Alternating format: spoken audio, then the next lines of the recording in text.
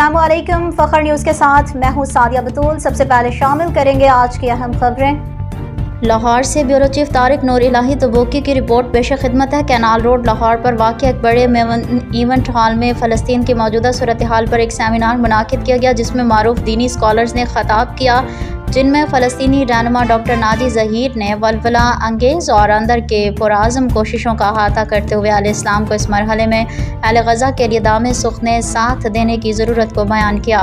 पाकिस्तान की हुकूमत और दीनी जमातों और आवामुन्नास के ताउन का शुक्रिया अदा किया।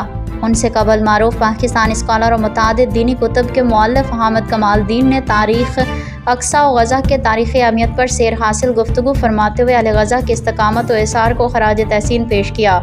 उन्होंने अहले इस्तकामत की हिम्मत व कुर्बानी से नया सूरज तुलू होने की नवीद सुनाई। ज़िला गरबी के सदर अब्दुल कयूम गुज्जर ने खसूसी शिरकत की। इर्तज़ा हसन ने निज़ामत के फ़राइज़ अदा किए। इलावा अज़ीम मोहम्मद बिलाल रियाज सदर यूथ JI और चौधरी अताउल्लाह डोला सदर UC और secretary doctor Asghar Sajid, Talha Idris secretary zone, Aftab Alam Qayyum zone और दीगर ज़िम्मेदारान गरबी लाहौर के मुश्तरका काविज से मर्द व ख़वातीन के लिए एक बेहतरीन सेमिनार मुनाकिद हुआ। प्रोग्राम के आखिर में चाय और लवाज़मात से शुरका की तवाज़ो की गई।